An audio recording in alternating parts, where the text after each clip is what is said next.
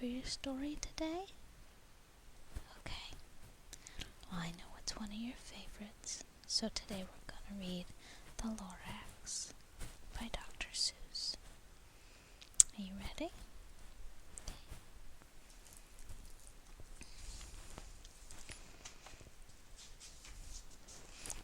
Alright.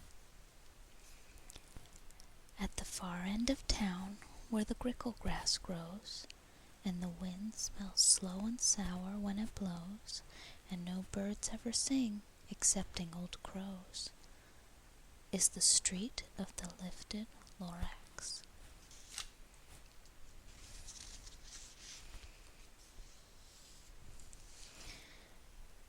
And deep in the grickle grass, some people say, if you look deep enough, you can still see today, where the Lorax once stood, just as long as it could, before somebody lifted the Lorax away. What was the Lorax, and why was it there, and why was it lifted and taken somewhere? From the far end of town where the grickle grass grows. The old Onceler still lives here. Ask him. He knows.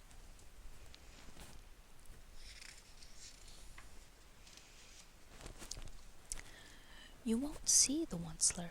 Don't knock at his door. He stays in his lurkim on top of his store.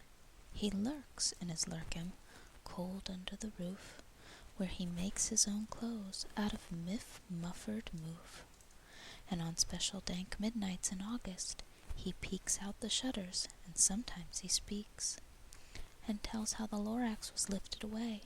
He'll tell you, perhaps, if you're willing to pay.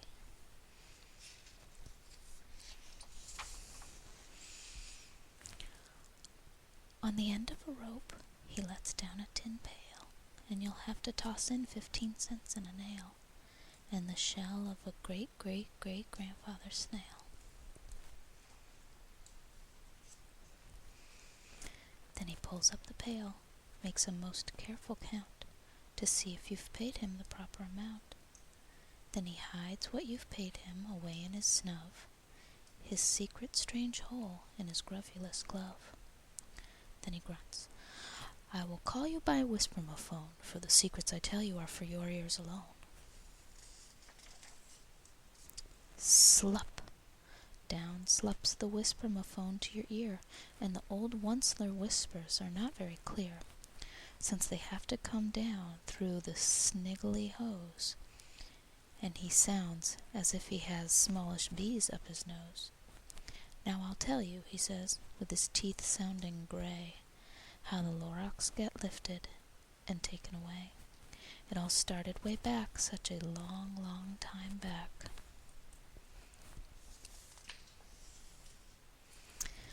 Way back in the days when the grass was still green, and the pond was still wet, and the clouds were still clean, and the song of the swami swans rang out in space.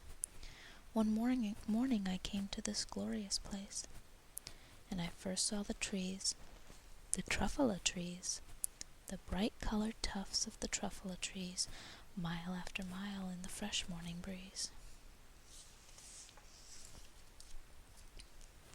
And under the trees I saw brown barbaloots frisking about in their barbaloot suits, as they played in the shade and ate truffula fruits. From the ripulous pond came the comfortable sound of the humming fish humming while splashing around. But those trees, those truffula trees, all my life I'd been searching for trees such as these. The touch of their tufts was much softer than silk, and they had the sweet smell of fresh butterfly milk. I felt a great leaping of joy in my heart, and I knew just what I'd do. I'd unload my cart.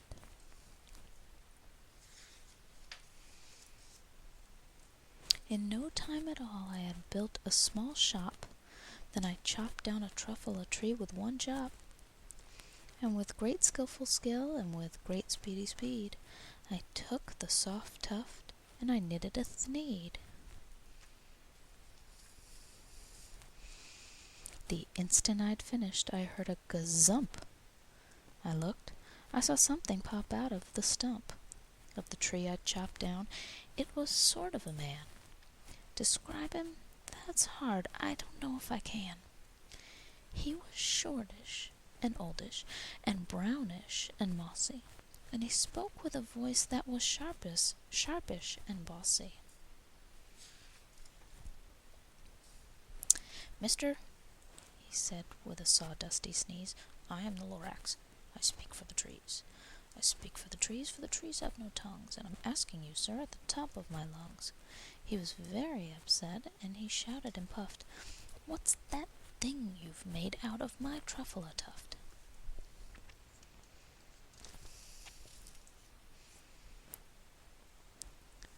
"Look, Lorax," I said, "there's no cause for alarm. I've chopped just one tree. I am doing no harm. I am being quite useful. This thing is a thneed. A thneed's a fine something that all people need. It's a shirt, it's a sock, it's a glove, it's a hat, but it has other uses, yes, far beyond that. You can use it for carpets, for pillows, for sheets, or curtains, or covers, for bicycle seats." The Lorax said, "Sir, you are crazy with greed. There is no one on earth who would buy that fool thneed."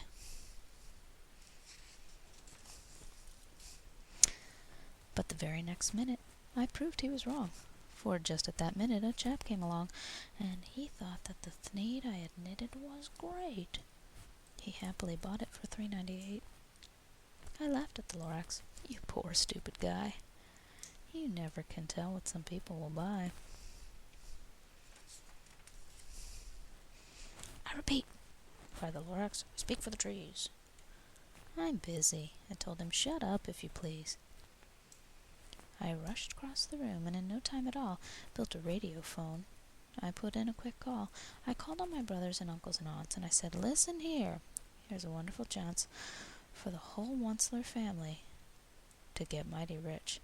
Get over here fast. Take the road to North Nitch. Turn left at Weehawken, sharp right at South Snitch."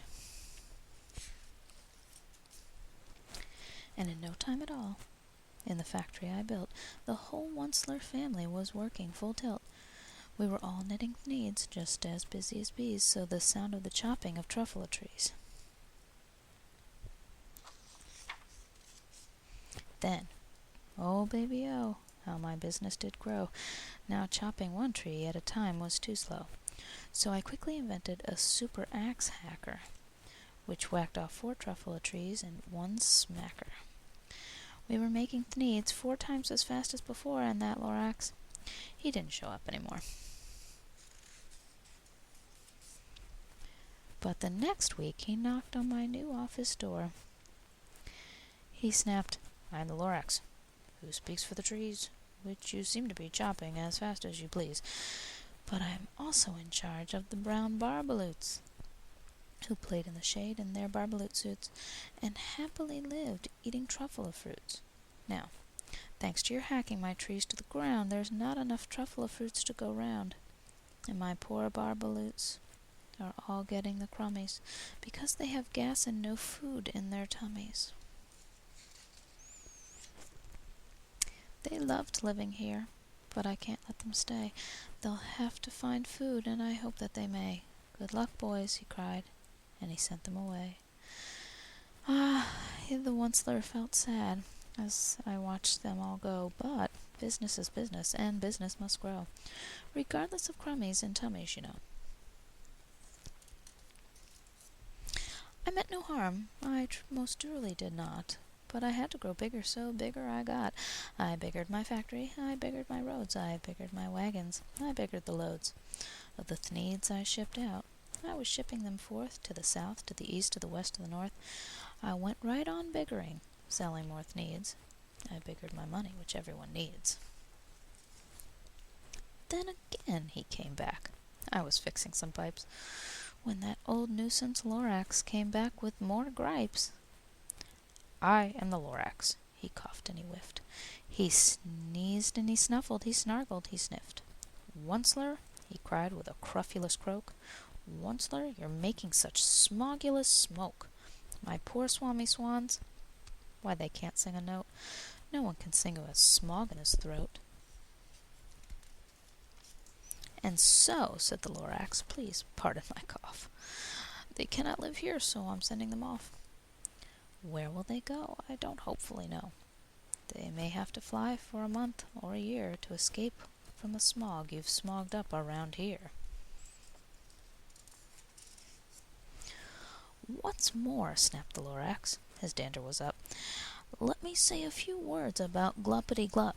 Your machinery chugs on day and night without stop, making Gluppity-Glup and also Schloppity-Schlop. And what do you do with this leftover goo? I'll show you, you dirty old Onceler man, you.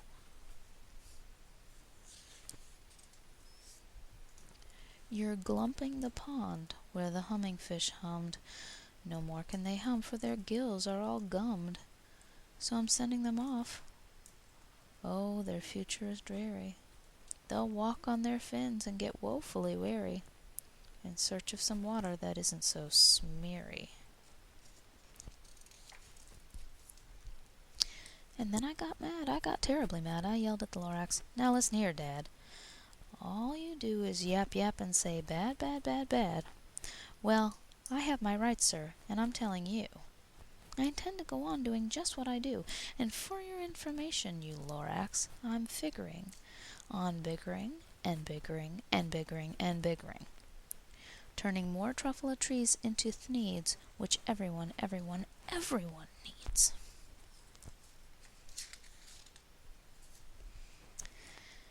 And at that very moment we heard a loud whack. From outside in the fields came a sickening smack, an axe on a tree. Then we heard the tree fall, the very last truffula tree of them all. No more trees, no more thneeds, no more work to be done. So in no time, my uncles and aunts, every one, all waved me goodbye. They jumped into my cars and drove away under the smoke-smuggered stars. Now all that was left, 'neath the bad-smelling sky, was my big empty factory, the Lorax and I. The Lorax said nothing, just gave me a glance, just gave me a very sad, sad backward glance, as he lifted himself by the seat of his pants. And I'll never forget the grim look on his face when he hoisted himself and took leave of this place, through a hole in the smog without leaving a trace. And all that the Lorax left here in this mess was a small pile of rocks with one word, unless. Whatever that means, well, I just couldn't guess. That was long, long ago, but each day since that day I've sat here and worried away. Through the years, while my bill fallen apart, I've worried about it with all of my heart.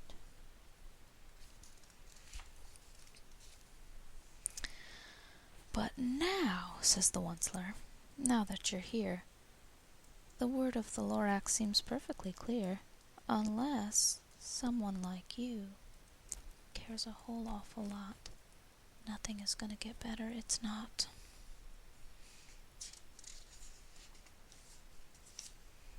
So, catch, calls the Onceler.